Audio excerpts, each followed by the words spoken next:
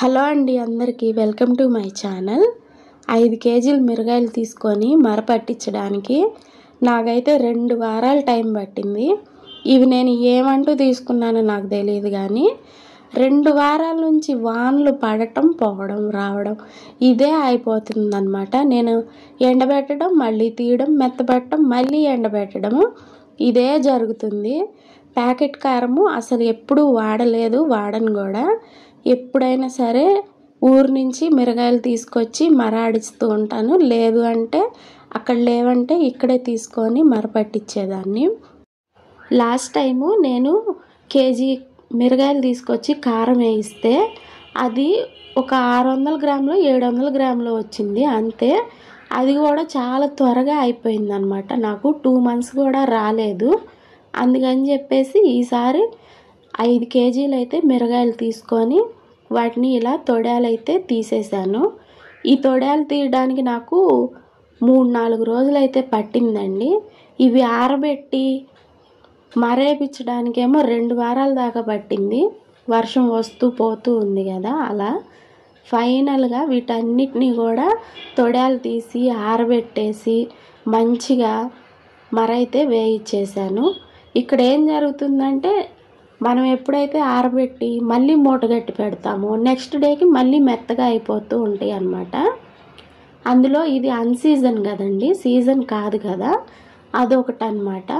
అనుకోకుండా వర్షాలు అవి పడటం కూడా జరుగుతుంది కదా. ఇవి నాకు కేజీ వచ్చేసి 170 రూపీస్ అయితే పడినాయండి. ఈ మధ్య మిరగాయల రేట్లు పెరిగినాయి. లాస్ట్ టైం నేను తెచ్చినప్పుడు 150 160 ఉండే. ఇప్పుడైతే 200 వరకు అమ్ముతున్నారు. నేను ఎప్పుడు తెచ్చాను కాబట్టి నాకు 5 కేజీలు తీసుకున్నాను కాబట్టి 170 రూపీస్కి అయితే ఇచ్చిందనమాట. కొంతమంది 200 వరకు అమ్ముతున్నారు కేజీ, షాప్ కానీ మార్కెట్ కానీ.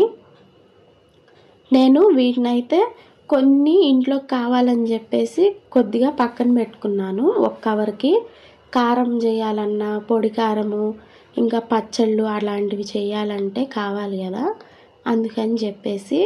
ఇవి ఏమవుతుందంటే, మనం ఎంత ఎండబెట్టి గలగలలాడినా సరే మూట జుట్టు పెడితే నెక్స్ట్ డేకి మళ్ళీ వెంటనే మెత్తబడిపోతాయి అన్నమాట. అందుకని చెప్పేసి ఈరోజు ఏం చేశానంటే, మార్నింగ్ ఎండబెట్టి 3ంటికి అలా తీసేసి మరైతే పట్టించేసాను. ఫైనల్గా ఈ రోజుకి కారం ప్రాసెస్ అంతా అయితే కంప్లీట్ అయిపోయిందనమాట. ఇది నేను కొద్దిగా తీసి పక్కన పెట్టుకున్న తర్వాత అక్కడ మర వేయించే ముందు వెయిట్ చూశాను.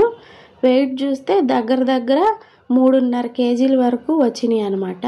తొడయాలు అవన్నీ తీసేయంగా.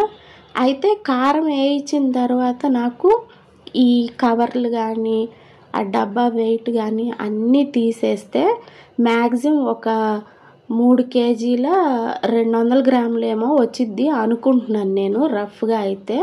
అంటే 3.25 వేసుకోండి, 3 కేజీలు బాగా వచ్చిందనమాట. ఓవరాల్గా నేను 5 కేజీలు మిరగాయలు తీసుకుంటే కేజీకి వచ్చేసి 50 రూపాయలు అయితే తీసుకుంటున్నారు, 50 రూపీస్. నేనైతే కారంలో ఇంకా సాల్ట్ అలాంటి ఏమీ కలపనండి, మసాలా కారం కూడా కలపను.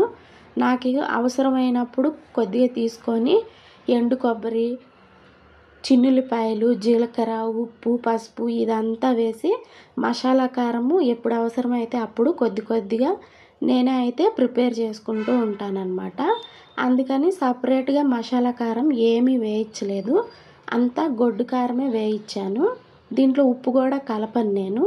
కలపకుండానే నాకు ఎంత కావాలో అంతా వేరే సపరేట్ డబ్బాలో అయితే తీసి పెట్టుకున్నాను. నేను తీసుకెళ్ళిన డబ్బాకి సరిపోలేదన్నమాట. అందుకని చెప్పేసి మళ్ళీ వాళ్ళు ఇలా సపరేట్ కవర్లో అయితే తీసిచ్చారు మిగిలిన దాన్ని. ఇప్పుడు మిరగాయల రేట్లు పెరుగుతాయండి, ఇది అన్సీజన్ కాబట్టి.